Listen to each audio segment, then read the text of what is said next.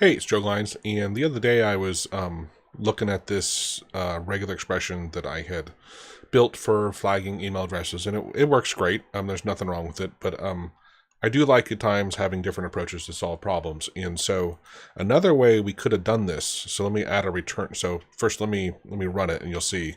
So that just ran and grabbed the email addresses from this haystack. This is the variable I store all this text in, and then let's add one more here. So this is one more example. Automator was here. So I'll save it, reload it, and hopefully now it has Joe the Automator in there, right? So it went through and grabbed it, this regular expression, which I have a whole tutorial on that, which I don't want to get into now, but it works fine. But I'm going to add a return here, and so now it's not going to be going down there and doing any of that.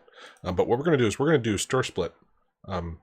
So what we can do is let's just first say we're going to StrSplit, and we're going to split the haystack, and we're going to delimit it on, and this is where first I was looking at spaces, which let's start off with just that. All right, so let's put in a space, and let's store this first as a variable. So this will be words for now, and then we're gonna iterate over this object words, which is what it creates. So for key value in words, and first let's just demonstrate message box percent v will be the actual value. So I'm gonna save this, reload it, and now it's gonna go across. Oh, actually, so I mistakenly went across each line. Right, this is going to each line, which I don't want to do. I want to go across words, so I'm just gonna go across spaces. I'm gonna split it on spaces, and so it's going one word at a time. The problem is those line breaks, when there's no space in between it becomes an issue. Because what I was going to do is say, hey, if there's an @ sign in here, go ahead and parse it out. But what I realized was we had to have two delimiters, either a space or a new line. And actually, thankfully, Maestrith helped me out here, because I was trying to add a new line, so I would do it in here and do it like this. Unfortunately, it didn't work the way I was expecting it to be, since it's a space.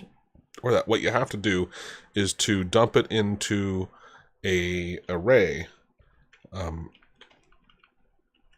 Let me put this over here, add another space, and then put in the comma, and now I'll bring this over and put that in there. Now it's going to say, hey, break on either a space or a new line. And now when I run this, you'll see that issue we had with that next one, more text. So text is on its own and worked is on its own. And that way it'll be looking at each word separately. And now we'll just come back and say, hey, if, let's get rid of this. If v, oh, actually, in string, and this is what I want, over the in string v, comma, and what we're going to look for is the @ sign. So if there's an @ sign, then we're going to store what gets returned into emails equals v. And now here, actually, I already have it down below. Let me just grab it from there. So this will feed it all to the output window down below. So I'm going to save it and run it. Oh, you know what I forgot to do? I forgot to add my new line. Or I could do a tab, right? It doesn't matter. So now it just went and parsed it. If I wanted that to be a tab delimiter instead, it would put them all on the same line, just with tabs going across. Of course, I probably wouldn't want that, right? I want them all in new lines. But anyway, it's another way that you could have approached this. It's, of course, the regular expression is going to be much more better at finding real valid email addresses, because there might be words that have an @ sign in them, or some might have an @ sign but don't have like a dot after it or something before it, right? Or have illegal characters. And the regular expression do a much better job of grabbing them. But at the same time, if you're not used to regular expressions, this is pretty, I'd say it's a intermediate level, but generally speaking, compared to a regular expression, I think you can walk through this. Let me add some. Oh, actually, you know what? Let me also do this. We didn't have to save words in a variable, right? I could have just said, you know what, I'm going to put this right here. And that way we're not even saving the first one. I'm going to save it, reload it. Let's go back down here and put these back to the new line so you can see it work. So it still parses it, right? And I didn't have to save that first thing in the variable and then go access the variable. So it just keeps your data cleaner, not data, your amount of memory and stuff, its usage. And so this is going to go, okay, let's parse all the haystack variable, if I could type, on either a space or a new line.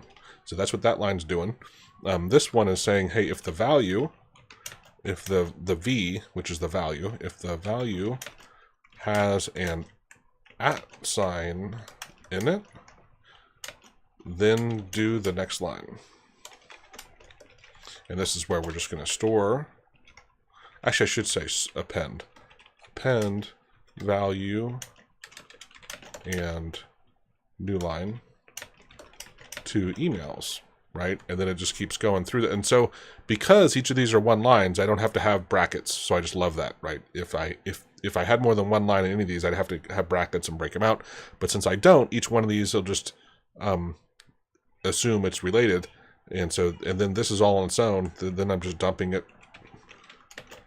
Dump emails variable to studios. Oh, thought I had a hot string for that.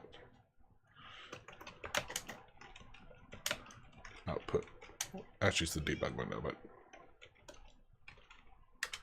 So that's a quick, easy way. And of course, if this text was in a Word file or a PDF or an Excel file or a text file or whatever, we could use file read. Well, it depends on what type of file. If it's a text file, use file read, pop it in there. Actually, a lot of the other ones, because they still have the text in them, it might work. But for Word, you can use the com object. For actually, even for Word, sorry, for a PDF file, you could import it into Word first and then use this to go through and read it, still in the com object. Excel, use a com object.